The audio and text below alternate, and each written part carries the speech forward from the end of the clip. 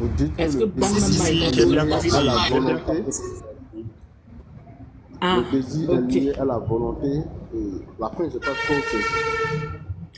À la volonté de l'Éternel et non à notre propre volonté. Parce que si c'est la volonté de la chair et du sang, ça c'est lié à la volonté.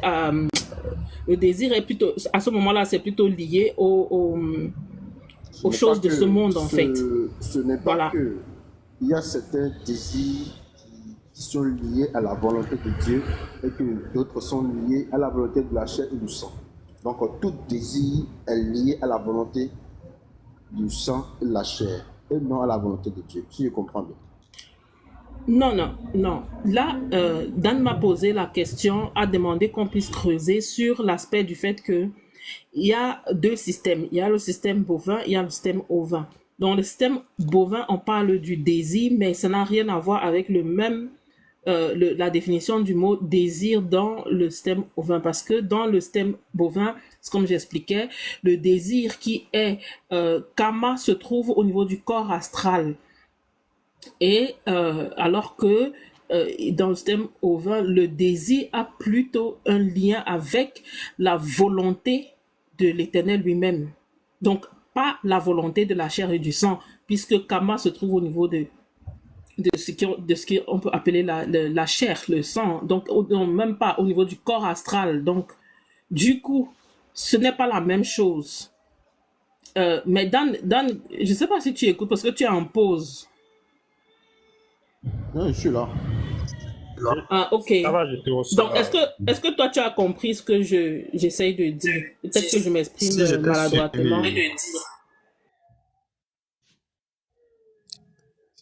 ça va, je te reçois. J'arrive à Ok. te suivre. Tu as, ok, tu as compris ma réponse ou bien... Moi, c'est moi, il s'agit de moi. Ça va, amour, patience. Je reviendrai dans un moment là-dessus. Ok, ok, ça marche. Refait, tu voulais parler tout à l'heure? Oui, j'ai beaucoup de questions à poser aux uns aux autres. Déjà tout à l'heure, en fait, j'ai entendu J'adore qui disait que quand on parle du désir, ça quitte d'abord la chair. Ou alors il dit en fait, ça quitte en fait la personne elle-même. C'est-à-dire en disant par exemple, en disant ça quitte toi-même. Justement, je voulais en fait qu'il puisse nous expliquer. Il se base sur quoi pour dire ça? Parce que toi, tu as soulevé en fait la notion de karma. Si ça vient de karma, c'est que ça vient pas de nous. Donc ici, il y a une distinction en fait entre les deux. Donc j'aimerais savoir ce qu'il en est en fait. C'est ça déjà ma première question par rapport à ça.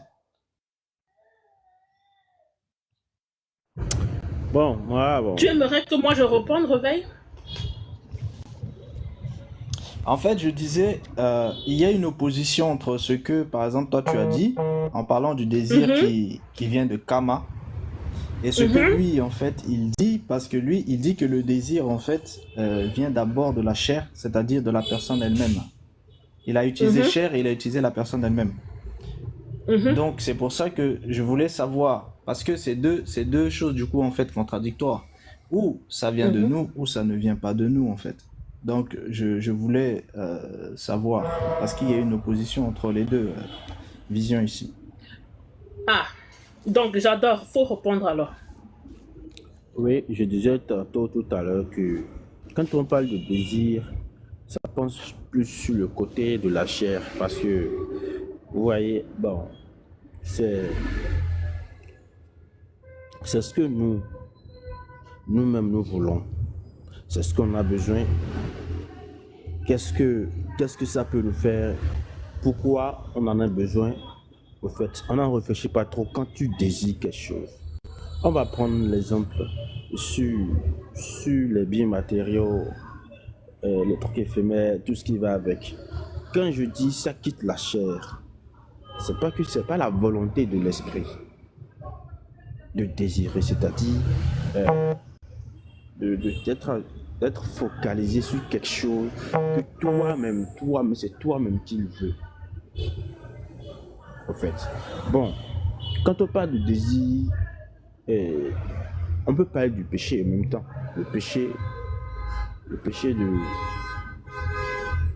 de désirer quelque chose qui va pas te faire du bien. J'ai dit tout à l'heure que ça quitte la chair bien avant et que l'esprit peut nous pousser à calmer, à faire à la différence de ce désir-là. Non, c'est pas bien pour toi. Ça, c'est bien pour toi. Maintenant, c'est toi de devoir maintenant de te calmer, de faire la différence, de choisir ce qui est bien ou mal. Sinon, désir, c'est en quelque sorte arracher, prendre de force. Bon, quelque chose, peu importe la chose.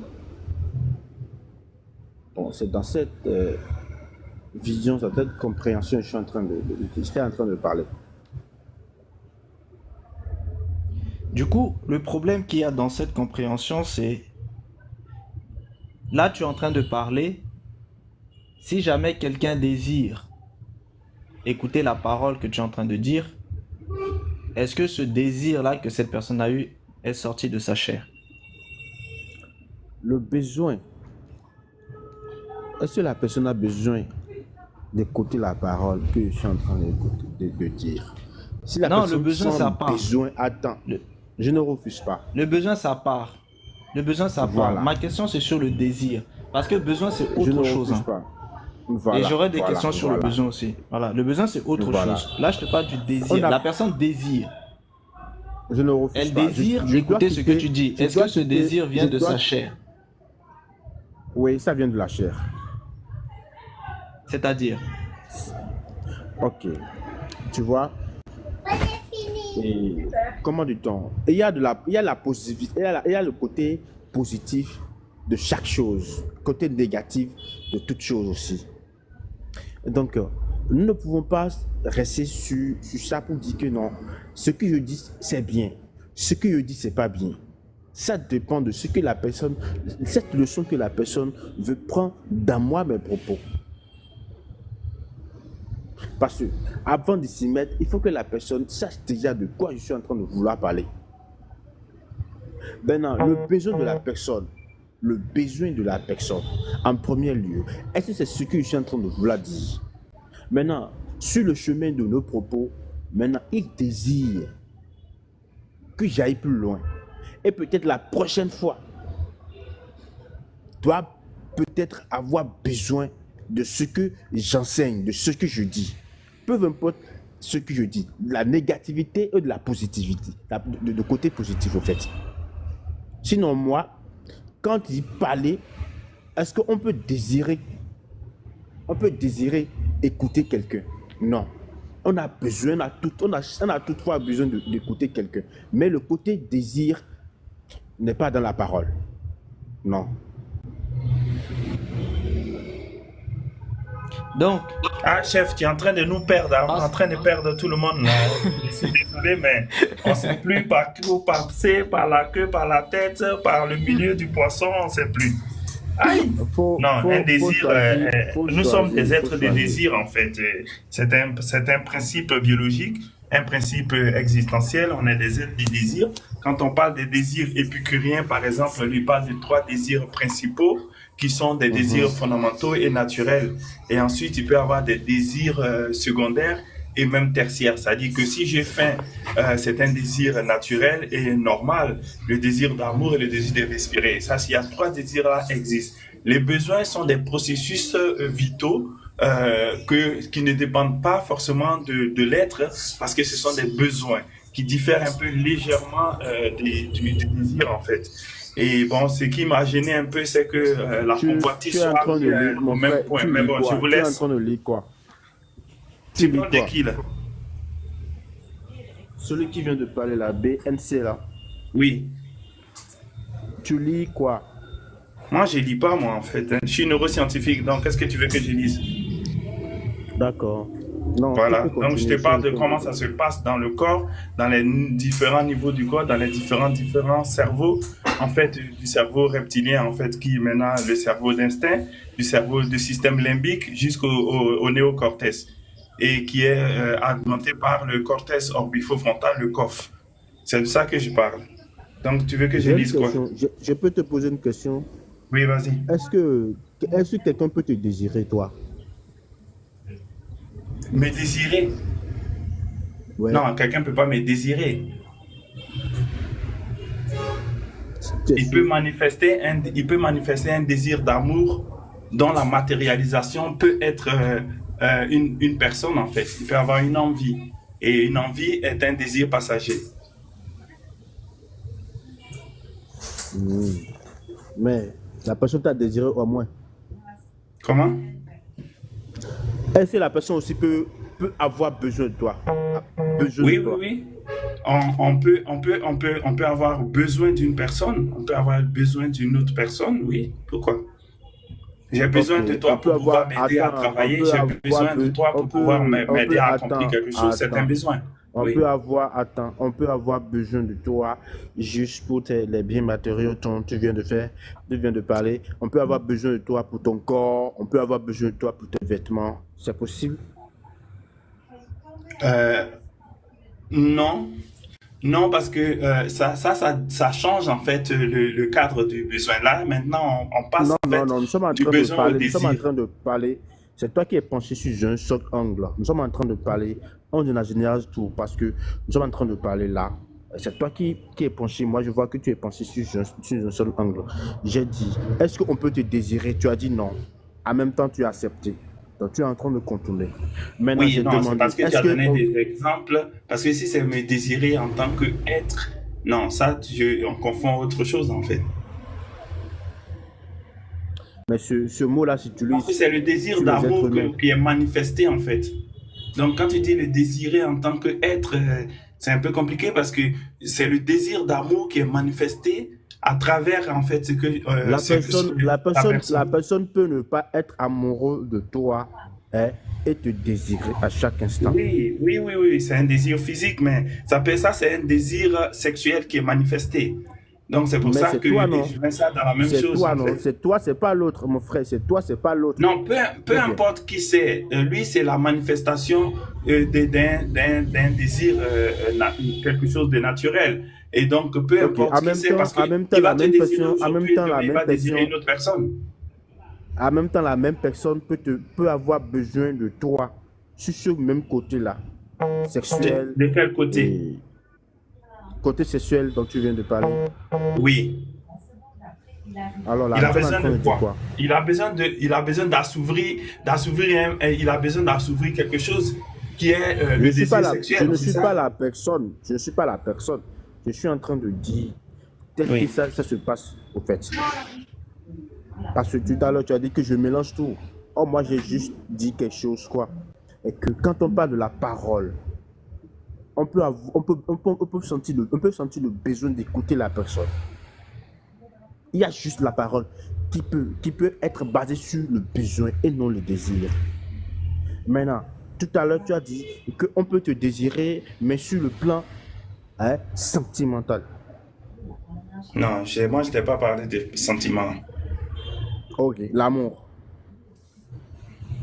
Oui, parce qu'il y a des désirs, en fait, il y a des désirs naturels, j'ai parlé des désirs épicuriens, c'est-à-dire il y a des désirs naturels et indispensables, et il y a des désirs secondaires, il y a plusieurs types de désirs aussi, il y a du plaisir aussi, par exemple, parce qu'il y a une recherche, en fait, du plaisir qui est aussi un désir éphémère, donc c'est pour ça qu'il faut établir, en fait, le cadre de quel type de désir dont on parle, en fait.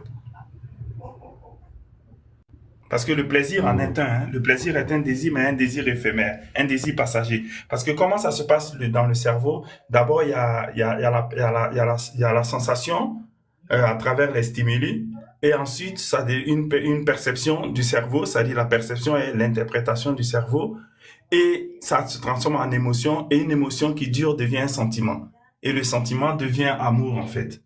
Voilà. Et donc, il y a des processus, en fait, cérébraux qui se mettent en cascade avant qu'on arrive à des différentes étapes.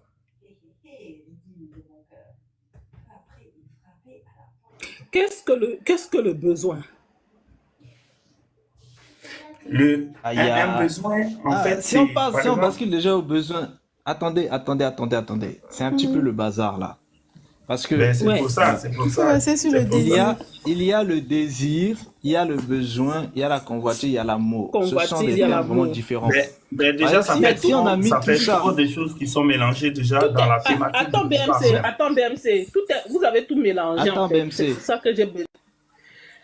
Non, c'est pas mélangé. C'est bien mis le désir, virgule, le besoin, virgule, la convoitise, virgule, l'amour. Qu'est-ce que c'est? Ça veut dire que si on est en train de traiter du désir, il faut d'abord finir avec le désir et ensuite ce sera le besoin. Mais vous pouvez pas être en train de traiter du désir, mélanger du besoin, de l'amour, de la convoitise. Après, on est perdu. Et le problème, c'est que Mais oui, c'est pour ça. Attends d'abord, j'adore. Attends, j'adore, attends. Le problème, c'est que on risque d'être en fait totalement en fait dans la confusion.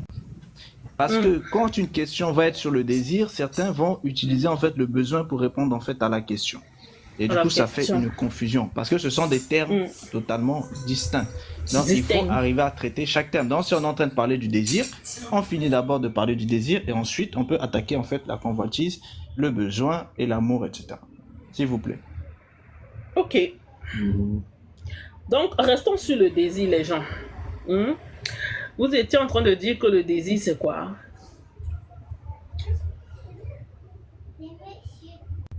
C'est à qui BMC, la question est posée? Oui. c'est à toi, BMC. Oui. Le désir, en fait, c'est une manifestation physiologique. Ça peut être à plusieurs niveaux. On peut avoir une manifestation physiologique, physique, ou on peut même aller au spirituel parce que nous avons ce désir de spiritualité qui est inscrit en nous, qu'on appelle la pensée de Dieu permanent. Depuis très très longtemps déjà, j'ai même réfléchi là-dessus pour dire comment se fait-il que c'est quelqu'un qui me disait ah oui non, les gens ils sont croyants parce que ils ont besoin de s'accrocher à quelque chose parce que la situation est difficile.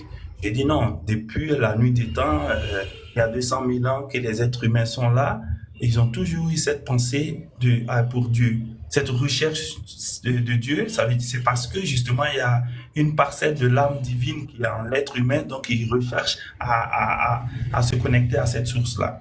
Maintenant donc il y a ce désir permanent en fait d'atteindre la source, de se déifier, de revenir à la spiritualité, de revenir dans le divin et dans le sacré. Il y a ce désir-là que moi j'appelle le désir du sacré, le désir du retour à la source. Maintenant, au-delà de ces désirs-là, il y a les 3 désirs épicuriens qui sont en fait le désir qui sont des besoins, mais qui sont exprimés sous forme de désir parce que comme on peut les bloquer, on peut les supprimer pendant un moment via une souffrance, on peut appeler ça aussi un désir, c'est-à-dire le désir de respirer, le désir de manger et le désir en fait de l'amour. Et ça, ce sont les désirs. Maintenant, le besoin, dans ces désirs-là, il existe quand même des besoins parce que le besoin de se sustenter est un besoin fondamental, existentiel. Le besoin, par exemple, de procréer, il y a dedans un désir. Il y a un désir qui est à l'intérieur du besoin qui fait que oui. À l'intérieur du besoin, Justement, parce que là, tu as introduit déjà la notion du besoin. De faire l'amour. Oui. Non, s'il vous plaît, s'il mais vous plaît. c'est comme ça que lui, il laissez explique. finir. Vas-y. Laissez BMC finir. Non, là, en fait, il est bien clair hein, dans ce qu'il est en train de dire. Il vous a bien distingué, en fait, le désir et il vous explique en quoi ces désirs-là ont un aspect, en fait, de besoin. Donc, est-ce que ce qu'il est en train de dire. S'il vous plaît, laissez-le finir. Oui. Attends, je veux savoir. J'adore, s'il te plaît, laisse-le finir. Est-ce que le finir, besoin est une nécessité? Est-ce que le besoin est une nécessité? J'adore qu'il s'il te finisse plaît, laisse-le d'expliquer. d'abord finir. Voilà, il est en train D'expliquer c'est quoi le d'expliquer désir. quelque chose. Il est logique hein, dans ce qu'il est en train de dire. Moi, je comprends très bien ce qu'il est en train de dire et c'est logique. Ça nécessite pas pour l'instant en fait de le couper. Donc laissons-le finir et ensuite après vous pouvez lui poser des questions ou alors vous pouvez vous exprimer s'il vous plaît. Voilà. Donc il y a des besoins il y a des besoins qui ont une coloration de désir. C'est-à-dire que le besoin, par exemple, de procréer, c'est un besoin qui est inscrit même au niveau étiologique, pas au niveau seulement anthropologique, mais au niveau étiologique aussi. C'est inscrit dans les gènes, en fait, dans la programmation génétique qui fait que on a cet instinct-là. Et cet instinct n'est pas contrôlé même par les parties supérieures du cerveau et surtout par le système reptilien qu'on partage avec les animaux. Et c'est-à-dire procréer. Et dans la procréation qui est un besoin Franchement, je vais de quitter faire... parce que ça me rappelle les cours. Ouais, Je suis oh en là train là, de- je suis en train de- je vais J'adore, quitter, arrête je vais de peux quitter, l'occuper, je vais patienter s'il te un plaît. peu. tout à l'heure, J'adore, non, tout à l'heure. patiente. Non, en fait, Tu vas j'ai comme parler après. l'impression, bon, que j'entends ce que je connais J'adore. déjà, quoi. J'adore, attends, oui, attends. c'est l'école, c'est l'école. Quand tu parlais tout à l'heure, on a fait l'école, on s'est tué, on t'a écouté. Lui aussi, s'il fait l'école, on se tait, on l'écoute. Et après, toi aussi, tu parleras. Oui. Oui, c'est Après, tu l'école. pourras rebondir. Voilà. Oh, c'est Et pas donc, vrai, ça. Et donc, c'est ce besoin-là, par exemple, le besoin de procréer est animé d'un désir. Parce que le désir est, comme on dit, le désir est à l'intérieur du besoin qui lui permet de pouvoir s'accomplir peut-être sans difficulté. Moi, je dis par exemple, en prenant un exemple, s'il n'y avait pas de désir ou de plaisir dans les rapports, peut-être que les êtres humains auraient du mal à manifester ce désir-là qui est inscrit dans leur gène de pouvoir perpétuer leur espèce. Maintenant, pour ce qui est de l'amour, il y a une programmation en fait installée. Il y a les sécrétions comme par exemple l'ocytocine. C'est une hormone d'amour qui est dans la lactation, qui est dans le rapport sexuel, qui est dans l'accouchement ou même quand on prend les gens dans les bras, même voilà. Ça c'est un neurotransmetteur qui déclenche en fait le processus neuronal au niveau de l'amour et de l'attachement. Maintenant, comment ça se passe jusqu'à ce qu'on arrive à l'amour? On a la perception, comme j'ai expliqué tout à l'heure, on a les stimuli, on a la sensation, la perception, ensuite l'émotion qui dure devient un sentiment se transforme en amour. Voilà, ça c'est moi, ma façon, ma vision, mon explication. Maintenant, au niveau de la convoitise, ça je rentre pas là-dedans parce que dans cette lignée-là, on peut expliquer ces trois niveaux-là qui se tiennent plutôt que la convoitise qui est une petite déviation en fait. Voilà, si on va sur le plan biblique ou si on va dans d'autres situations, on va expliquer ça. Mais la convoitise, je ne mets pas là-dedans. Et moi, j'explique les trois thématiques de cette façon-là. Voilà. Merci. Du coup, on va écouter J'adore. Donc, s'il peut en fait nous parler justement de cet aspect-là du désir, et il peut suivre en fait le process qu'a utilisé en fait BNC, où il a parlé, il a défini clairement pour lui, hein, c'était quoi en fait les différentes sphères du désir, ce que c'est et quels sont ces différents aspects. Et ensuite, il a attaqué en fait le second, c'est-à-dire le besoin, et ensuite en fait l'amour, et en dernier lieu la convoitise qui n'a pas trop développé. Donc on t'écoute, J'adore. Non, moi, bon, je passe. Quelqu'un d'autre n'a qu'à parler. Ok, très bien. Romalk, tu souhaitais t'exprimer? Non, pour l'instant, non, merci. À mon patience. Non, ça va, ça va. On peut parler.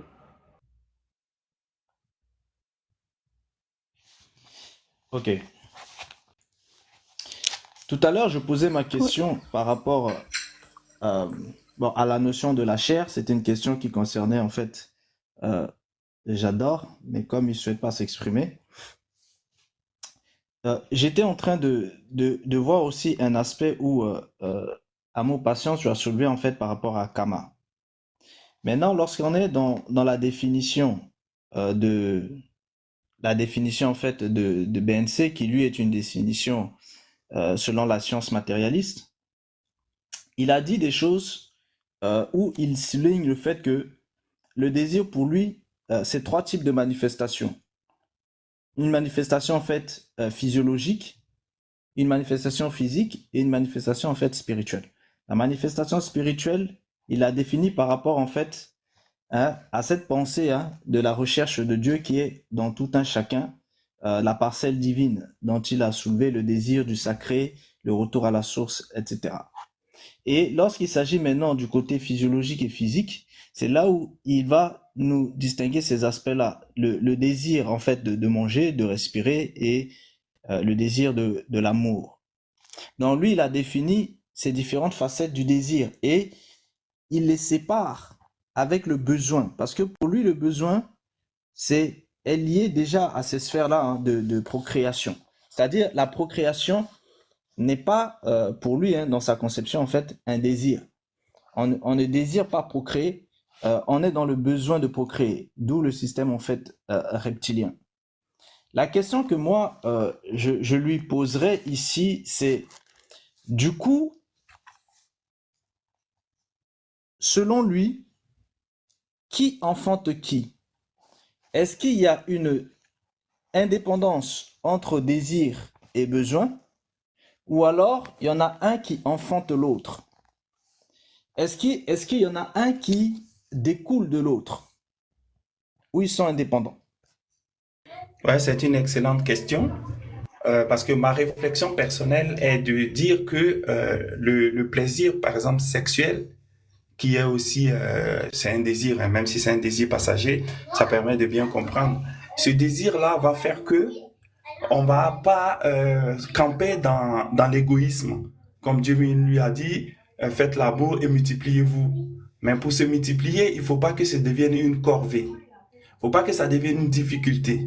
Et comme il y a une installation biologique, il y a une programmation en lettres qui l'incite à perpétuer son espèce, et le désir va accompagner ce processus afin que ce processus puisse se réaliser dans le plaisir, si tu veux, dans la volonté d'y aller, dans l'attirance, voilà, que tous ces processus-là qui entraînent, qui amènent, qui accompagnent la réalisation de ce besoin qui, lui, est fondamental pour la préservation de l'espèce, voilà, qui est beaucoup plus fondamental que le désir qui est le facteur accompagnateur. Très intéressant. Est-ce que quelqu'un souhaitait poser une question ou je continue? Quelqu'un voulait s'exprimer? Moi, j'ai quelque chose à dire, en fait. Tu as demandé tout à l'heure qui a enfanté qui entre le besoin et le désir. Bon, je crois, bon, je sais pas. Hein. S'il a donné la réponse à la question, bon, je sais pas. Sinon, moi, je peux dire, de mon côté, je peux dire que c'est le besoin. Le besoin. Le besoin en premier lieu, après le désir. Parce que on peut dire que le besoin a enfanté le désir. Parce que quelqu'un qui a besoin de quelque chose, qui ne le trouve pas. Bon, une mère, une femme qui n'a pas d'enfant, bon, comme nous sommes déjà en train de traiter sur ce point, une femme qui a besoin d'enfants, qui n'enfante toujours pas. Au début de départ, il sent le besoin d'avoir son enfant, son propre enfant en fait. Son propre enfant pour son mari, il sent le besoin. Maintenant, si l'enfant ne vient pas, ça peut quitter le besoin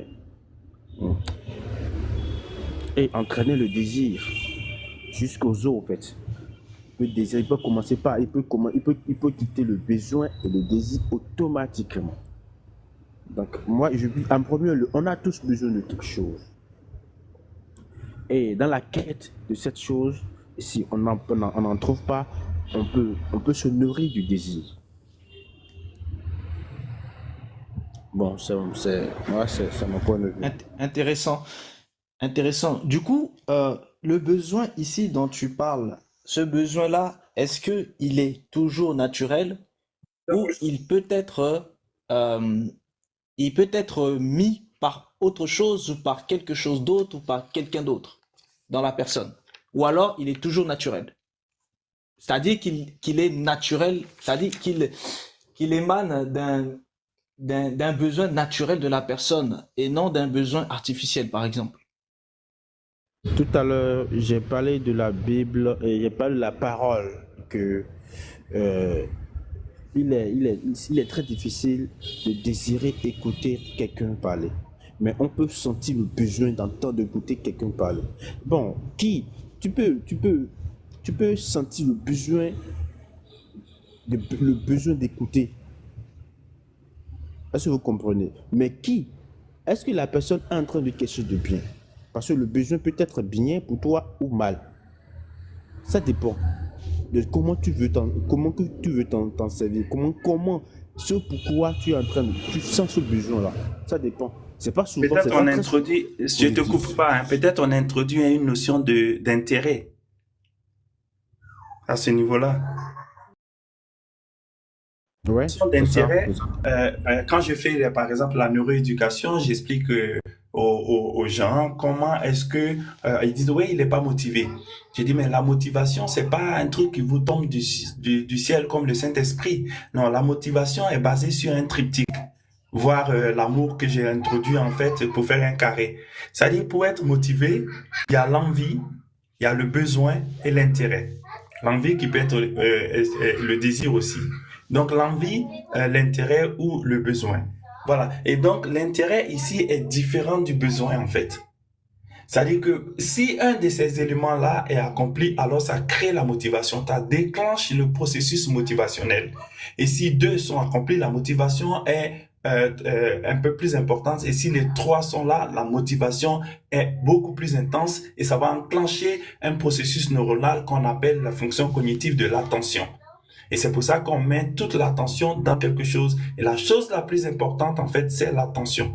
Quand est-ce que l'attention est mise? C'est lorsque vraiment on a des éléments comme ça qui sont introduits là-dedans et qui créent la motivation supérieure. Alors toute l'attention est braquée et tout ce qui se passe, on le retient et voilà, on avance avec. Mais du coup, comment tu vas distinguer clairement le besoin de l'intérêt? Parce que l'envie, on a compris, c'est la sphère du désir. Mais le besoin et l'intérêt, comment tu vas distinguer justement le besoin qu'a cette personne-là et l'intérêt que cette personne-là a? Voilà. Si je vais dire, par exemple, je prends un jeune qui veut faire les mathématiques. Donc, il veut faire les mathématiques, mais il n'est pas motivé. Donc, on lui dit, bon, s'il n'est pas motivé, tu n'as pas envie, donc il n'a pas déjà l'envie. Donc, on va regarder sur le besoin et l'intérêt. Voilà. On m'a dit, est-ce qu'il a besoin des mathématiques? On dit oui, parce qu'il veut faire des études plus tard pour devenir maths. Donc, il y a un besoin. Oui, quel est l'intérêt pour lui de faire les mathématiques? Parce que les mathématiques sont inscrites dans le programme, en fait. Donc, voilà. Ou qu'est-ce qui va apporter là-dedans? Ah oui, je peux utiliser les mathématiques dans la physique. Donc voilà, c'est ce qui fait en fait la différence entre l'intérêt. J'ai un intérêt là-dedans et le gars il vient me chercher, il dit bon, écoute, on va aller manger un truc. Je dis ah ouais, quel est moi mon intérêt là-dedans? Ah, ton intérêt c'est que si tu m'accompagnes, je vais t'offrir un plat. Ah, tu dis non, mais cet intérêt-là, bon, ok, je prends ou je ne prends pas. Mais mon intérêt est ailleurs, donc je vais demander. Maintenant, si j'ai besoin de manger, par exemple, alors ça devient un besoin. Donc là, je vais aller avec cette personne-là parce que j'ai un besoin. Pas parce qu'il va m'accorder. Et si je n'ai pas faim, qu'il me propose ça, je dois discuter, je dois chercher si j'ai mon intérêt là-dedans ou pas. Là, il me propose un autre intérêt. Mais si j'ai besoin de manger, c'est une nécessité fondamentale, alors je suis motivé à le suivre. Je ne sais pas si ces exemples-là, ça montre la clarté encore. Oui, le côté du besoin, le désir peut toutefois venir empêcher ce besoin-là. Parce que là, maintenant, ton intérêt est vraiment en jeu. Tu veux aller manger avec la personne. Mais tu peux être exigeant parce que là, lui te demande de venir manger avec lui. Maintenant, ton intérêt, c'est que lui, il veut t'offrir le plat gratuitement. Tu sens le besoin. Et lui, il est venu te le proposer. Donc, ça va bien, c'est bien. Maintenant, arrivé là-bas, tu peux toutefois désirer quelque chose que lui ne soit pas dans la capacité de te le payer. Bon, au fait, les trucs sont pas très souvent tels que nous l'exprimons. Bon, moi, je trouve que, bon, l'opinion de chacun peut passer, hein. Non, il ne faut pas que ce soit l'opinion de chacun qui passe. Il faut que quand il y a une thématique comme ça, parce que si c'est difficile, c'est parce que les thèmes se ressemblent un peu. Donc, on doit sortir de Voilà. là avec une certaine clarté, en fait. Donc, tu sais pourquoi j'étais invité là-dessus? Parce que très souvent, quand tu parles, tu es très souvent focalisé sur une seule chose. Or, en général, on peut sentir ces besoins, le désir et tout ce qui est cité là. On peut sentir ça sur plusieurs choses différentes. Sur plusieurs choses différentes qui peuvent nous être bénéfiques ou pas. Nancy, à suivre ton raisonnement, est-ce que dans le cadre, par exemple, de la reproduction, est-ce qu'on peut distinguer le besoin de l'intérêt? Oui. Non, dans le cas de la reproduction, le cas peut être spécifique. C'est-à-dire, par exemple, on peut dire, oui, il y a une population qui est en train d'être décimée, une population de bonobos qui est en train d'être décimée, donc il y a un intérêt de procréer rapidement. Mais ça dépasse le besoin là maintenant, parce qu'il y a un intérêt d'urgence. C'est pas qu'on a besoin là maintenant de créer, mais on a un intérêt à faire en sorte que l'espèce ne disparaisse pas. Mais le besoin de procréer existe déjà indépendamment de cette nouvelle donne qui est l'intérêt de préserver l'espèce qui est en train d'être décimée. En fait, il y a une urgence, en fait, dans ce cadre-là. Ouais. Donc là, je fais la différence. C'est-à-dire que le besoin de procréer existe déjà de façon biologique, voilà, installé en nous comme un programme. Maintenant, on voit qu'il y a une nécessité. Alors, comme les Japonais, par exemple, qui ont demandé à des Noirs de venir, ben il y a un intérêt. C'est-à-dire que c'est un intérêt en fait, parce que le besoin ils n'ont pas besoin que les Africains, parce que eux ils peuvent faire des enfants eux-mêmes en fait, hein, mais ils voient qu'il y a une difficulté qui est là, donc ils ont intérêt à faire appel à d'autres personnes pour pouvoir accomplir cette mission-là, notamment les Africains. Donc ça, c'est un intérêt. Et l'intérêt peut être monnayé, en fait. Mais le besoin, non. Ici. Je suis intrigué ici. Je suis intrigué ici par un mot que tu as utilisé. Ah, désolé. Le terme programme. Le terme programme. Tu as dit que le besoin est programmé. Ma question c'est programmé par le besoin naturel, hein, le besoin de procréer. Hein. Oui. On a parlé du besoin de procréer parce qu'il y a d'autres besoins qui sont pas. Oui, bien sûr, bien sûr. Vu que tu as utilisé le système reptilien, ce besoin besoin par exemple, de procréer, qui est un programme, mais qui l'a programmé? Ou quoi? Ben parce que nous sommes des êtres qui, c'est comme quand au niveau quand la formation du premier zygote, en fait, quand le spermatozoïde va féconder et puis le spermatozoïde, en fait, selon moi, en fait, selon des études aussi pour croiser, le spermatozoïde qui a reçu le sceau divin va féconder l'ovule. À partir de ce moment-là, il y a le premier zygote qui se forme. Il y a de la vie. Et dans cette vie-là, après, il y aura les divisions cellulaires au fur et à mesure que chacun va former quelque chose jusqu'au tube neural et que se forme le cœur, les machins. C'est une programmation génétique même. Le code génétique dont on parle, c'est une programmation primaire déjà qui permet à ce que des choses puissent se perpétuer. Et dans ces programmations-là, il y a des choses qui sont ils sont là comme des besoins et des nécessités. Maintenant, on peut mettre la main du divin dedans pour dire que le divin lui-même a mis, parce qu'il y a des phrases comme multipliez-vous ou il y a plein de choses qu'on peut dire. On peut croiser la science. Moi, je suis pas là seulement pour la science. Je croise la science et la spiritualité. Voilà, comme les gens m'appellent même le neurospirituel, parce que je pense que quand tu pousses la science à un niveau donné, la métaphysique doit forcément intervenir, sinon il y a des choses que tu ne comprends plus. C'est très intéressant ce qui est dit ici, c'est que lorsque tu parles du sceau divin, tu l'as expliqué un petit peu, par exemple, en prenant l'exemple, par exemple, de la parole. Donc, ça veut dire que, d'après ce que toi, tu es en train de dire ici, c'est que il se pourrait qu'il y ait une parole divine qui ait programmé au moins un certain type de besoin ou un certain besoin, ou le besoin en globalité à l'intérieur du spermatozoïde qui est le germe du coup en fait de l'humain, c'est-à-dire la graine de l'humain. Donc, ça veut dire que, qu'on le veuille ou non, il y a forcément un créateur. Peu importe comment les uns les autres peuvent l'appeler. Ça c'est c'est complexe en fait. C'est-à-dire que bon, selon moi, la science va arriver. Aujourd'hui, on parle de Genshi, des particules astrales. On arrive aujourd'hui à travailler sur les particules astrales. Je vais pas rentrer dans ce débat aujourd'hui. Les particules astrales, c'est un gros truc.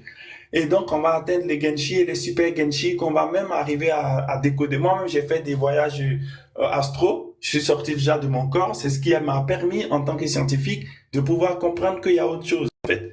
Et que ça peut être la parole. Comme on dit au commencement, était la parole. Mais toutes ces choses-là, moi, c'est pas la Bible qui m'intéresse, en fait. Voilà, parce que il y a plein de choses qui sont avant la Bible, qui sont antérieures à la Bible. Et il y a des choses bien aussi dans la Bible.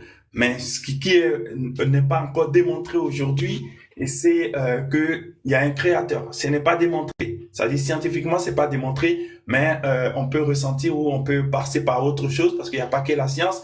Mais la science est la seule qui aujourd'hui fait faire l'unanimité du fait de sa démonstration.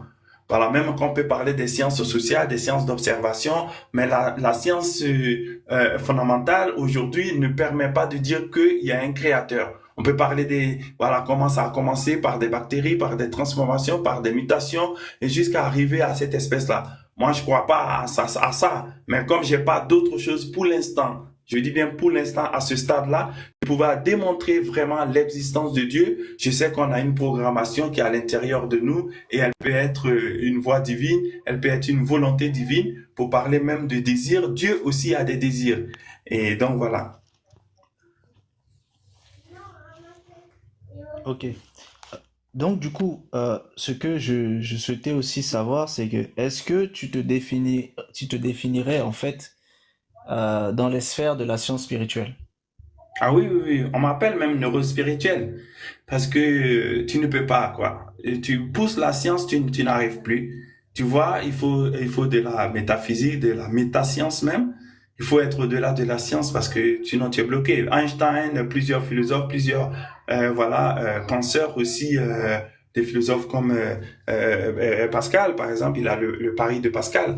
Einstein, même Nietzsche qui voulait détruire lui-même ses parents étaient déjà des religieux, des protestants, je crois. Donc, il y a vraiment des choses qui sont un peu compliquées et complexes et depuis longtemps mais aujourd'hui, on n'a pas clairement quelque chose qui définit l'existence de Dieu à travers la science, à travers une démonstration claire, factuelle, qui dépasse les sphères spatio-temporelles. C'est ça qui est important, c'est-à-dire qu'une chose doit être vérifiée partout, en tout temps, et c'est ça que la science est capable de faire. Mais moi, personnellement, ça je dis personnellement, moi je pense qu'il y a un créateur.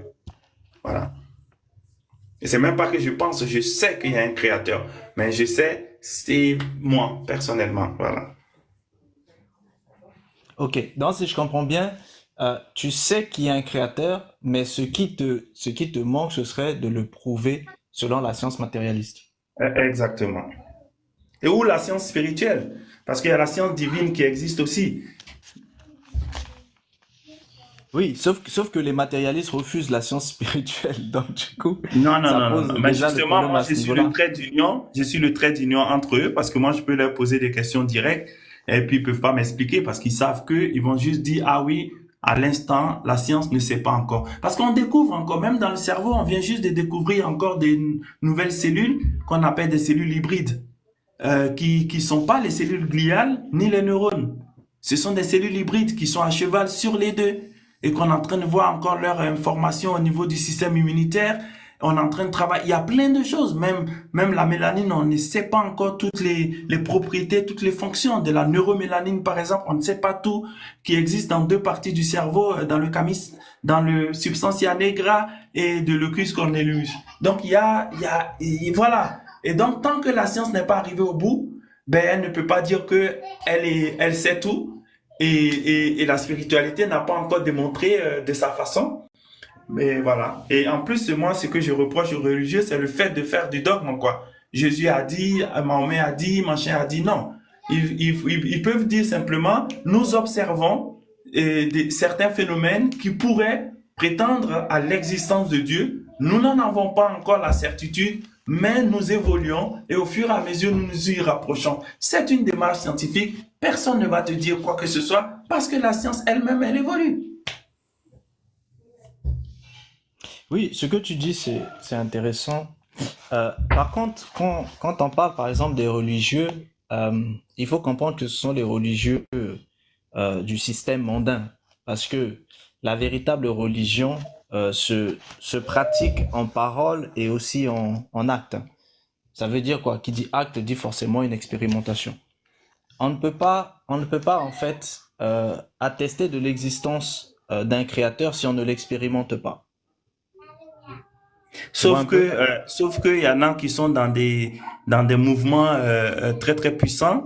Je vais pas citer ici des trucs, voilà, pour ne pas mettre tout le monde à dos. Mais il y a des mouvements très très très puissants qui ne relèvent pas des Tu peux pratiques citer, hein, divines. chez nous ici tout le monde dit ce qu'il veut. Hein. Tu peux Ouais, citer, y a pas de souci. et ces pratiques-là ont quand même des résultats.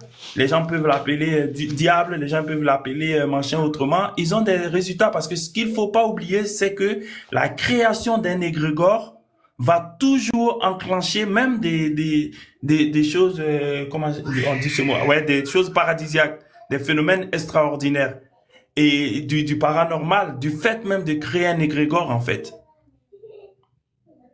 Du coup, comment tu distinguerais un égrégore du créateur?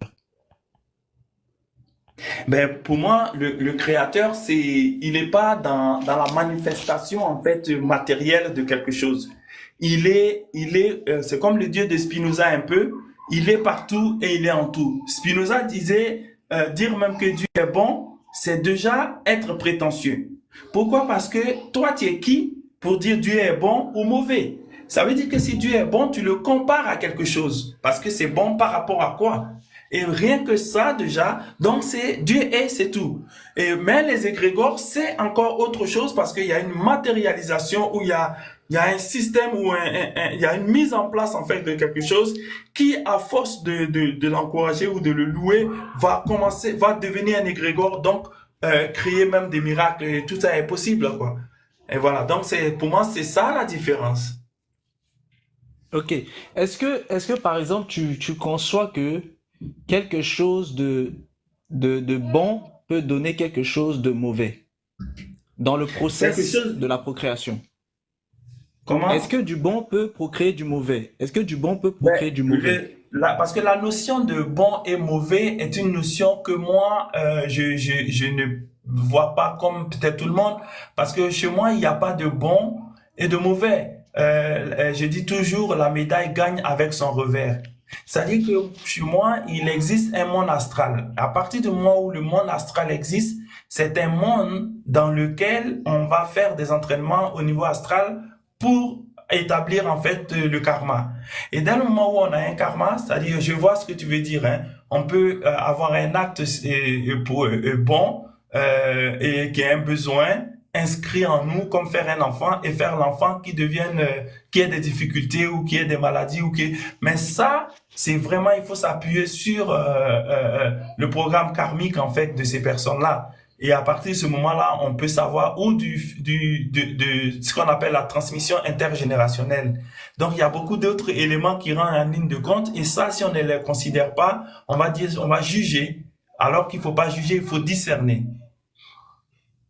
Ok, mais du coup, ce programme karmique, par exemple, que tu as cité, ce programme karmique, on peut le définir d'un bon ou d'un mauvais programme karmique. Non, parce que si tu dis, si un enfant, on dit par exemple que l'enfant choisit la famille avant de venir. Donc, il choisit cette famille parce que c'est bien pour lui. Et s'il naît handicapé ou malade, mais c'est parce qu'il a besoin de ce passage-là, de cet entraînement spirituel pour pouvoir s'améliorer. S'il naît dans une famille riche, corpulent, machin, du fait de son niveau karmique et de ce taux d'impureté, il n'aura pas l'occasion de pouvoir s'entraîner et polir son âme pour justement se diviniser, parce que c'est le but de l'être humain, c'est de se diviniser, se rapprocher à la source, redevenir pur comme à l'origine.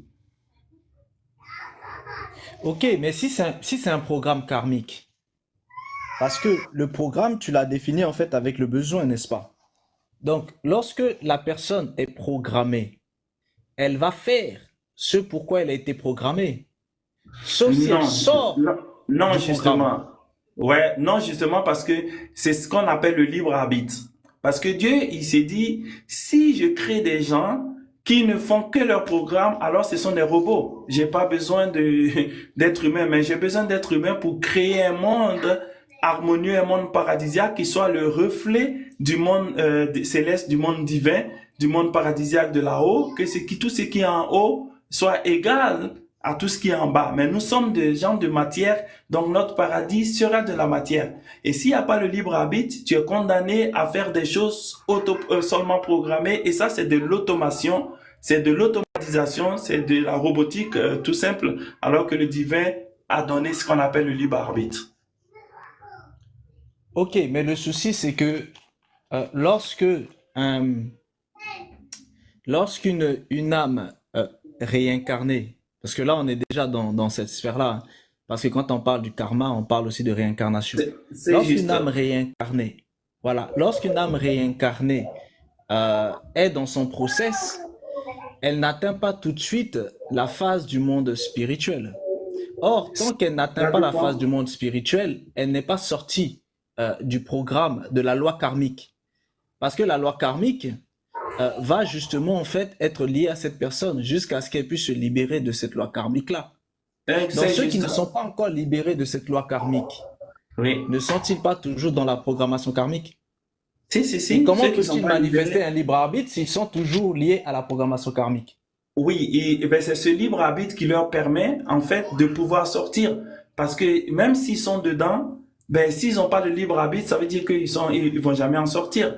Mais ils ont le libre arbitre, quitte à l'utiliser de façon positive, constructive pour aller de l'avant, ou à ne pas l'utiliser, ou à empirer son karma. Mais ça, c'est pas grave. Ils vont aller dans le monde astral, ils vont faire des entraînements conséquents, ils vont se réincarner encore une autre fois au bout de 200, 300 ans, et ils vont refaire l'entraînement. Et c'est simple en fait. Dieu, lui, il a mis en place un programme qu'on appelle les Okité. Ce sont les lois. Dieu impose sa main. Et ces lois Okité sont universelles. Donc, toi, tu es là. Si on dit même que c'est simple de comprendre son karma, les domaines dans lesquels tu as des difficultés dans cette vie, c'est des domaines dans lesquels tu as commis beaucoup d'erreurs. Alors, il faut faire des efforts là-dedans. Et quand tu fais les efforts là-dedans, et c'est ce que Jésus disait, Jésus il a dit plein de conneries, mais il y a des choses belles qu'il a dit. Si quelqu'un te gifle sur la joue droite, donne-lui la gauche. Mais on t'a déjà giflé, pourquoi tu donnes la gauche? Mais c'est pour dire que cette personne-là, il y a un lien karmique entre vous, et le simple fait de te gifler là, c'est rien par rapport à tout ce que toi tu as pu lui faire avant, et en lui tendant l'autre joue, tu lui manifestes en fait ta gratitude et ta demande de pardon par rapport au lien karmique entre vous.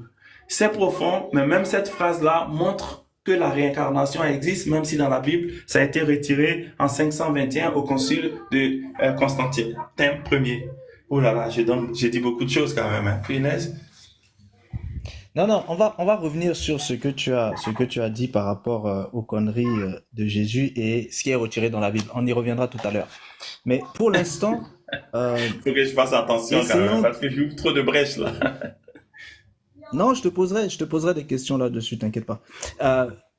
Ce que je souhaitais savoir ici, c'est que lorsque tu parles en fait de libre arbitre, parce que dans la spiritualité karmique, tant que la personne n'arrive pas à compenser son karma, parce que le karma ça se vit, tant que la personne ne vit pas son karma ou ne le compense pas, elle ne peut pas sortir du chemin de son karma. Et si elle ne sort pas du chemin de son karma, ah si. Non, elle ne peut pas sortir, je suis d'accord avec toi. Voilà, ok.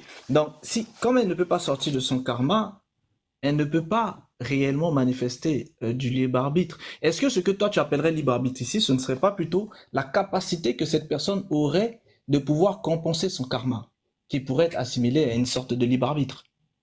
On commence. Vu qu'elle prend une décision. j'aime bien ton esprit critique parce que toi-même, tu arrives à percuter en fait la finesse qu'il y a entre les mots et les sens. Oui, c'est-à-dire qu'il a une capacité, il a une possibilité en fait. Il est pas condamné karmiquement parce que ce serait mortifère.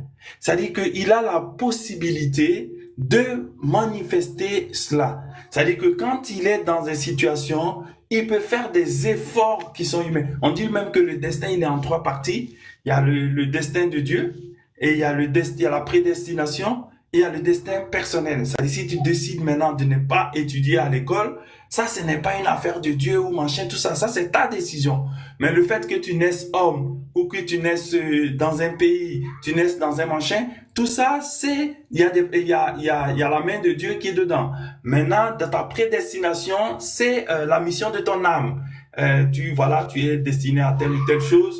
Voilà, les messies, par exemple, si on les avait obligés à être forgerons, ça allait être un peu difficile.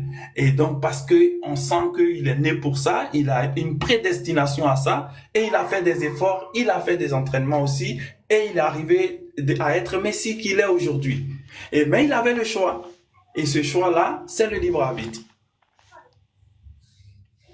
Donc, du coup, quand tu parles de prédestination, j'imagine que tu le distingues à la programmation. Tu le distingues de la programmation.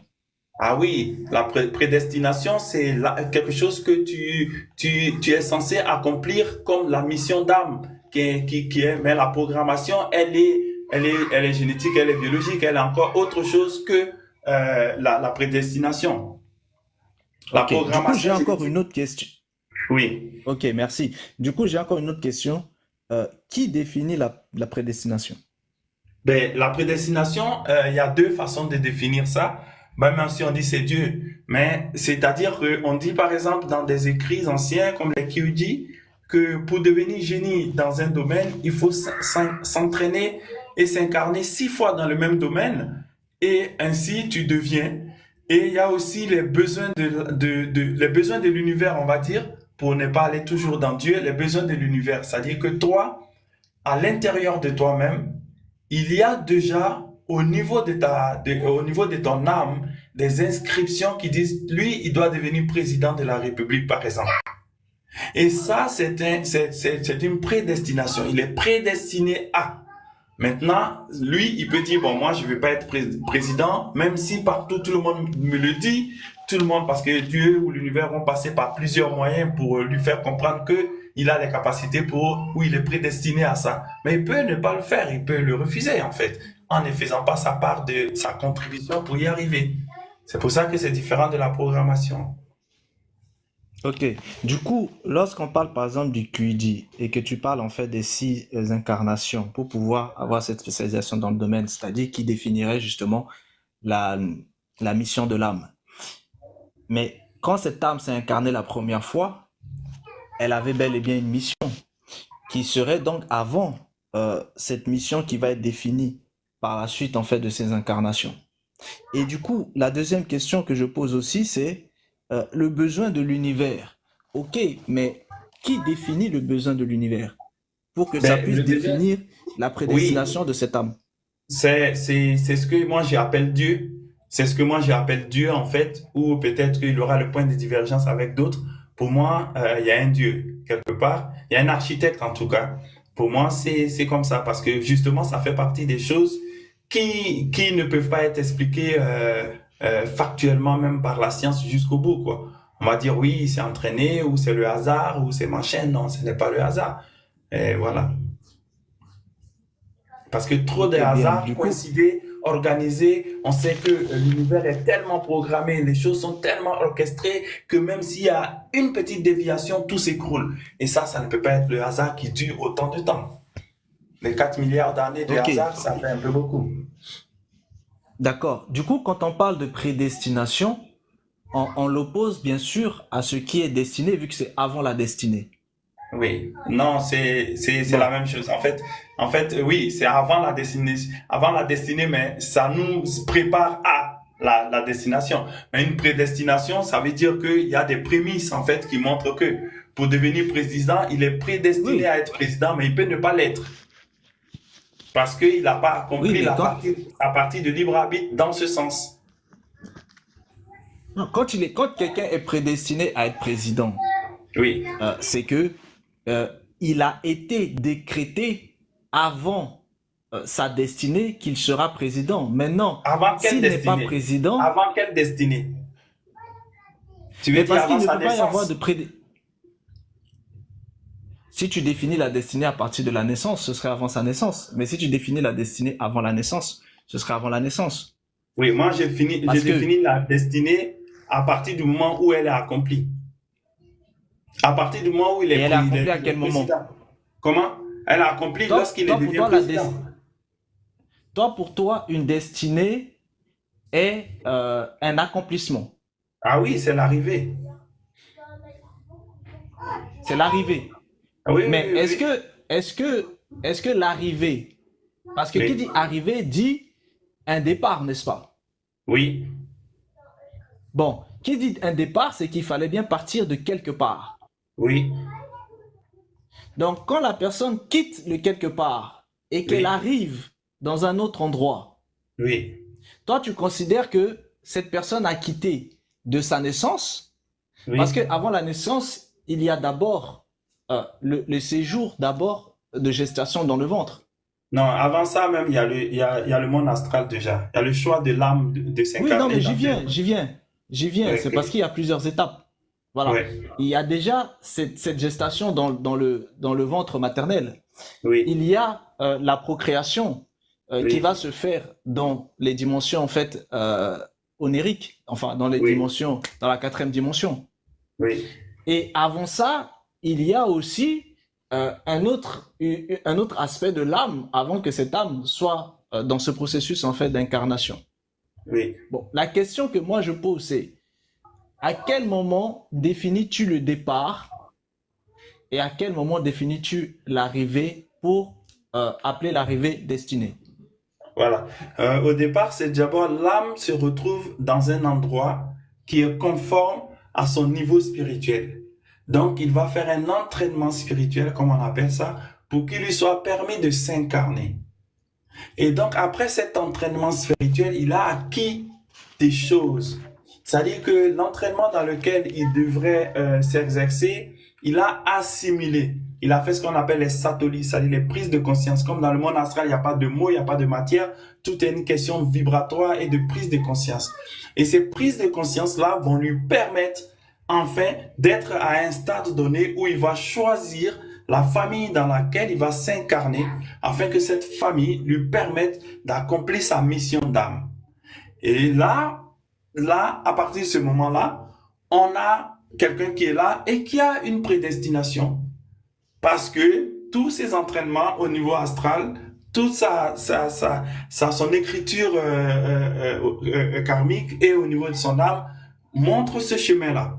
Maintenant, pour ne pas que ce soit de façon robotique et systémique ou systématique, il a ce qu'on appelle le libre arbitre qui lui permet de choisir d'aller jusqu'à son destin ou pas. Mais on voit, il y a des prémices de prédestination, il y a des signes avant-coureurs qui montrent qu'il a des capacités, qu'il a un charisme, qu'il est né pour être ça. Quand il est dans les jeunes, tout le monde vient vers lui pour lui demander, parce qu'on appelle ça, on le sent en fait. On le sent vibratoirement, on le sent par les neurones miroirs, on le sent par énergétiquement en fait, les choses. Donc, on peut parler de prédestination. Maintenant, s'il ne devient pas président, ben, le destin n'est pas accompli. Ça peut être dans une autre vie. Ça peut être pour plusieurs raisons dans cette vie-ci.